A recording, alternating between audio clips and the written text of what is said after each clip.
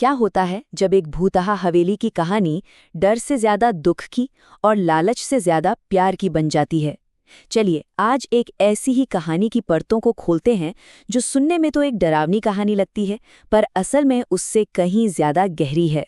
कहानी की शुरुआत बस एक लाइन से होती है, लेकिन ये लाइन अपने आप में कितनी पावरफुल है।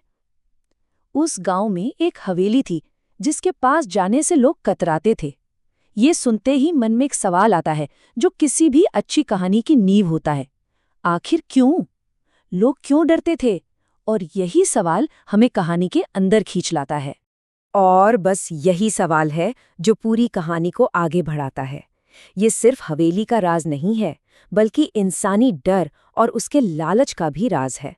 तो चलिए पता लगाते हैं कि आखिर उन दीवारों के पीछे छिपा क्या है। तो कहानी शुरू होती है पुनपुर नाम के एक गांव में।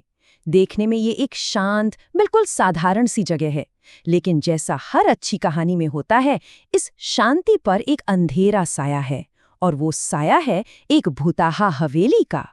और यही फर्क इस कहानी का दिल है। सोचिए, एक तरफ है शांति और रोजमर्रा की जिंदगी, और दूसरी तरफ है वो अकेली, डरावनी हवेली। यही टकराव कहानी को दिलचस्प बनाता है। कोई भी ऐसी जगह जो बाकी सबसे अलग थलग हो, वो हमेशा ध्यान अपनी ओर खींचती ही है। और फिर एंट्री होती है उन लोगों की जो कहानी का रुख बदलने वाले हैं। शहर से आए 4 लोग, राजीव, रिया, रमन और प्रेम। ये लोग मॉडर्न है, प्रैक्टिकल है। उनके लिए गांव वालों का डर बस एक अंधविश्वास है। और यहीं से असली टक्कर शुरू होती है।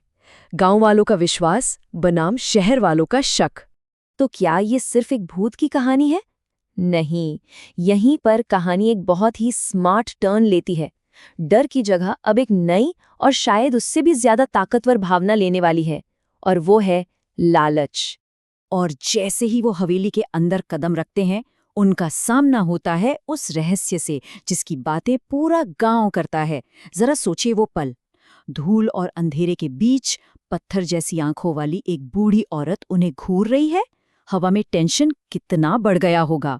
और फिर वो औरत सिर्फ एक लाइन बोलती है जो सब कुछ बदल देती है। मैं खजाने की रखवाली कर रही हूँ। बस अचानक से वो भूता हवेली एक मौके में बदल जाती है। डर मानो गायब हो जाता है और उसकी जगह ले लेता है लालच। बस ये एक शब्द खजाना जंगल की आग की तरह फैलता है, और ये सिर्फ उन 4 को ही नहीं, बल्कि धीरे धीरे पूरे गांव को अपनी चपेट में ले लेता है। अब किसी को भूत का डर नहीं है, अब हर किसी को बस वो दौलत चाहिए। लालच डर से कई ज्यादा ताकतवर साबित होता है। तो अब खजाने की खोज अपने क्लाइमैक्स पर पहुंच रही है, और कहानी में एक ऐसा मोड़ आने वाला है जो इस पूरे रहस्य को और भी गहरा कर देगा। खोज शुरू होती है। सबसे पहले मलबे के नीचे दबी हुई एक सीढ़ी मिलती है।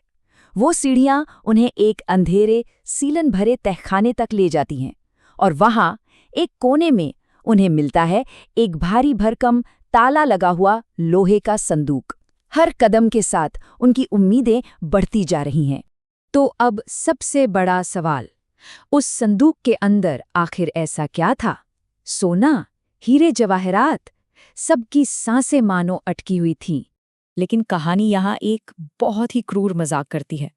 उस संदूक में वो कुछ भी नहीं था जिसकी किसी ने भी कल्पना की थी। ये था वो खजाना, एक बच्चे का कंकाल।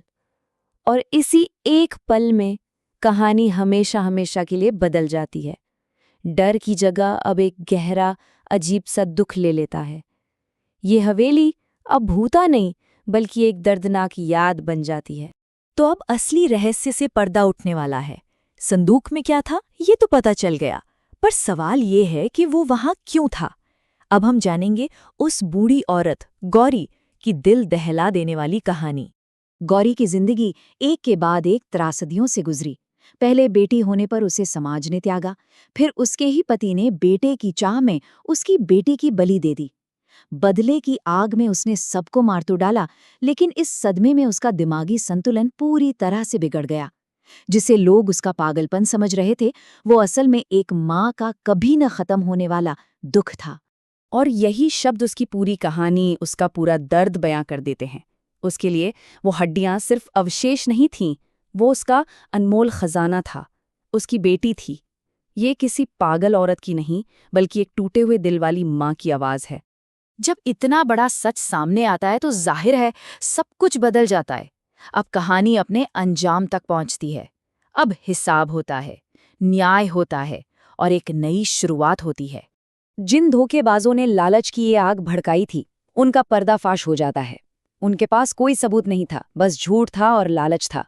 और जिस खजाने के लिए उन्होंने ये सब किया, वही खजाना उनके पतन का कारण बना। और शायद कहानी का सबसे खूबसूरत पल यही है।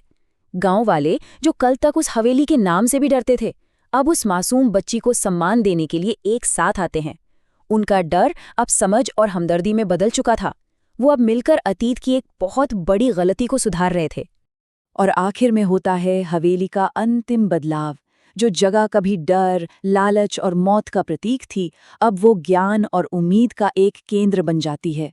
गौरी के नाम पर एक स्कूल, एक माँ की याद में जो अपनी बेटी को नहीं बचा सकी, पर अब उसी की याद में दूसरी बेटियों का भविष्य संवारा जाएगा। तो आखिर में सवाल यही रह जाता है, किसी डरावनी जगह को उम्मीद की जगह में क्या चीज़ बदलती है?